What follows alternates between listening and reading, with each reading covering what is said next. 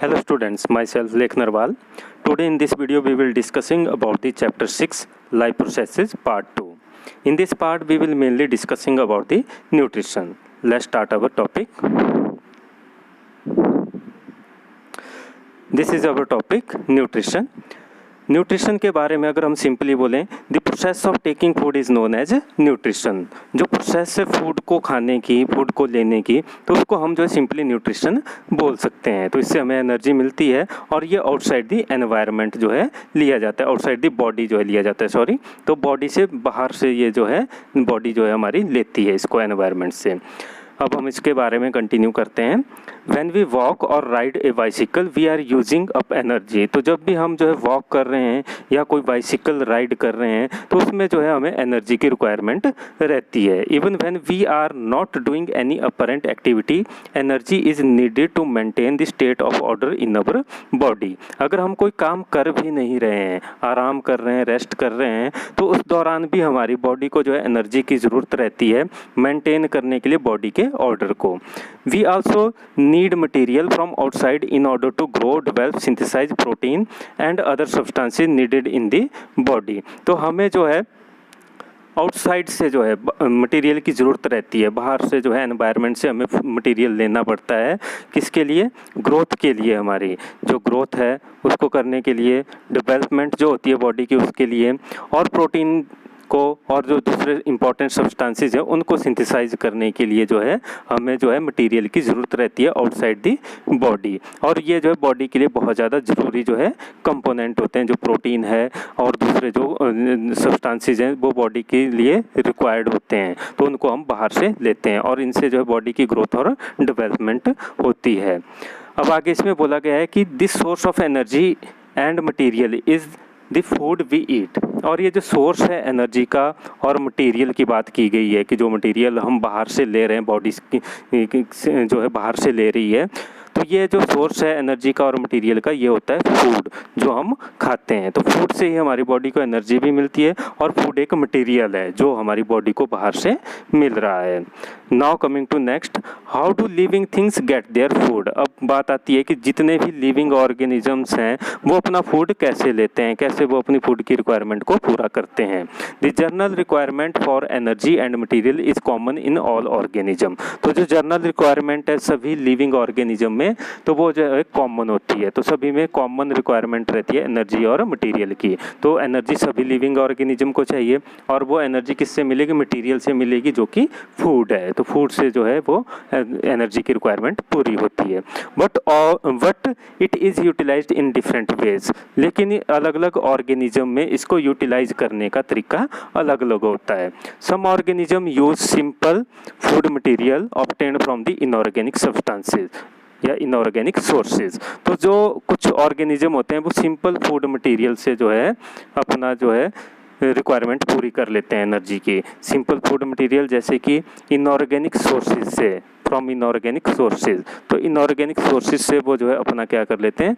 Food material ले लेते हैं इन the form of carbon dioxide and water. तो कार्बन डाइऑक्साइड और वाटर की फॉर्म में वो जो है इनऑर्गेनिक सब्सटेंसेस से जो है अपना जो है फूड बना लेते हैं। तो ये जो होते हैं ये आपने जो है गेस कर लिया होगा कि ये प्लांट्स होते हैं, ऑटोट्रॉफ्स होते हैं जिनकी हम बात कर रहे हैं, जो कार्बन डाइऑक्साइड और वाटर से अपना फूड बना लेते हैं। बाकी और कोई भी ऑर्गेनिज्म अर्थ के अंदर नहीं है जो मतलब कार्बन डाइऑक्साइड और वाटर का यूटिलाइज करके अपना फूड बना सके। तो कार्बन डाइऑक्साइड और वाटर से फूड बनाते हैं प्लांट्स और ये हैं inorganic sources.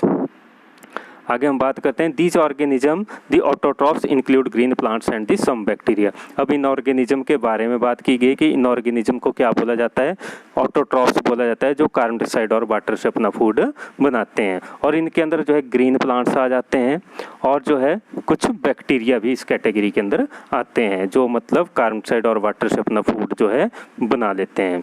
Other organism utilise complex substances. और जो दूसरे ऑर्गेनिज्म है वो कॉम्प्लेक्स सब्सटेंसेस सब्सटेंसेस का यूज करते हैं, जो कॉम्प्लेक्स सब्सटेंसेस हैं उनसे अपना फूड की रिक्वायरमेंट पूरी करते हैं।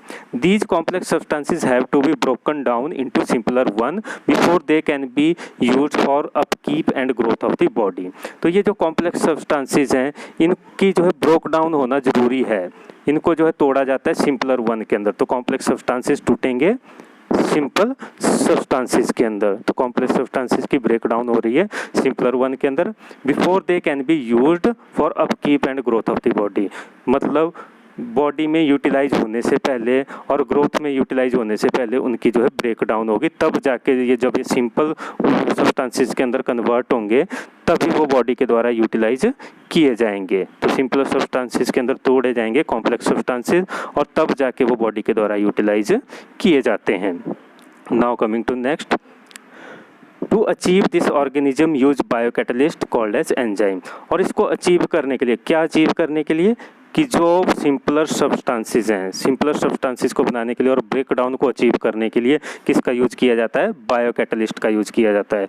तो जो कॉम्प्लेक्स सब्सटेंसेस हैं उनको तोड़ने के लिए कौन सी चीज़ का यूज किया जाएगा, बायोकैटलिस्ट, और ये बायोकैटलिस्ट होते हैं एंजाइम। तो एंजाइम का जो है यूज किया जाता है कॉम्प्लेक्स सब्सटेंसेस को सिंपलर वन के अंदर जो है तोड़ने के लिए, ब्रोक डाउन करने के लिए।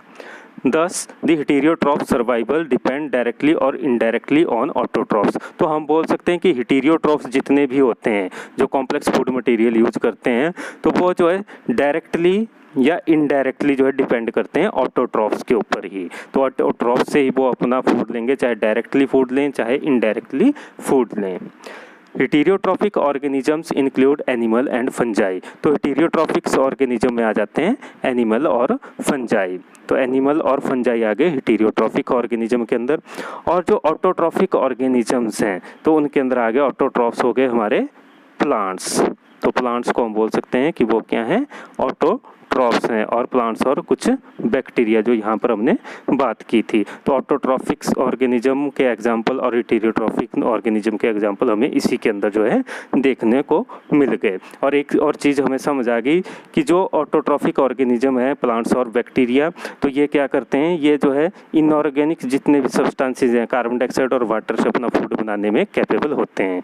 और जो हेटेरोट्रॉफिक ऑर्गेनिज्म होते हैं वो कॉम्प्लेक्स जो फूड सब्सटेंसेज हैं, कॉम्प्लेक्स फूड मटेरियल को जो है ये तोड़ेंगे जो है सिंपलर वन के अंदर और तब जाके वो अपना फूड जो है बनाते हैं। तो इसके एग्जांपल हैं एनिमल और फंजाई। तो इस तरीके से ये इनके बारे में हमें जो है डिफरेंस भी पता चला कि जो हेटेरोट्रॉफिक ऑर्गेनिज्म है वो जो है कॉम्प्लेक्स फूड का यूज करते हैं और जो ऑटोट्रॉफिक ऑर्गेनिज्म है वो जो है इनऑर्गेनिक सब्सटेंसेस का एज ए फूड यूज करते हैं, जो सिंपल फूड मटेरियल होता है उससे जो है वो अपना फूड की रिक्वायरमेंट या एनर्जी की रिक्वायरमेंट पूरी करते हैं। तो ये था इसके बारे में। एग्जाम्पल भी हमने इसके अंदर स्टडी कर लिए। जो एग्जाम्पल हैं एनिमल और फंजाई, ये हेटेरोट्रॉफिक ऑर्गेनिज्म के, और ऑटोट्रॉफिक के हैं प्लांट और बैक्टीरिया, ग्रीन प्लांट्स और bacteria. Now coming to next, अब जो है न्यूट्रिशन दो टाइप की हमने जो है, अब हमें थोड़ा सा इससे आइडिया लग गया कि न्यूट्रिशन दो टाइप की होती है, ऑटोट्रॉफिक न्यूट्रिशन और हेटेरोट्रॉफिक न्यूट्रिशन। ऑटोट्रॉफिक न्यूट्रिशन जो ऑटोट्रॉफ्स यूज करते हैं तो उसको हम जो है ऑटोट्रॉफिक न्यूट्रिशन बोलेंगे, जो ऑटोट्रॉफ्स के द्वारा यूज की जाती है। और जो हेटेरोट्रॉफिक न्यूट्रिशन जो हेटेरोट्रॉफ्स के द्वारा यूज की जाती है। अब इनके बारे में हम जो है डिटेल के अंदर करेंगे वन बाई वन करके। तो आज की इस वीडियो में हम जो है ऑटोट्रॉफिक न्यूट्रिशन का थोड़ा सा पार्ट कवर अप करेंगे, बाकी जो है नेक्स्ट वीडियो के अंदर करेंगे। तो अब हम जो है ऑटोट्रॉफिक न्यूट्रिशन स्टार्ट करते हैं। Carbon and energy requirement of the autotrophic organism are fulfilled by the photosynthesis. तो कार्बन और एनर्जी की जो रिक्वायरमेंट है इनकी ऑटोट्रॉफिक ऑर्गेनिज्म की, वो किसके द्वारा पूरी की जाती है, फोटोसिंथेसिस के द्वारा। तो फोटोसिंथेसिस प्रोसेस के द्वारा जो है कार्बन और एनर्जी की रिक्वायरमेंट इनकी जो है पूरी होती है। It is the process by which autotrophs take in substances from the outside and convert them into the stored form of energy. अब ये जो प्रोसेस है, कौन सी प्रोसेस, फोटोसिंथेसिस की प्रोसेस। तो फोटोसिंथेसिस की प्रोसेस जो है ये ऑटोट्रॉफ्स के द्वारा यूज की जाती है। और इसमें वो करते क्या हैं, वो क्या करेंगे, take in substances from the outside. तो ऑटोट्रॉफ्स क्या करेंगे, सब्सटेंसेस को आउटसाइड से लेंगे। जैसे कार्बन डाइऑक्साइड और वाटर की हमने बात की, तो कार्बन डाइऑक्साइड और वाटर को जो है ये बाहर से लेंगे और उसके बाद क्या करेंगे, उनको कन्वर्ट करेंगे इन दी फॉर्म ऑफ एनर्जी, और उससे जो है एनर्जी जो है तैयार करेंगे।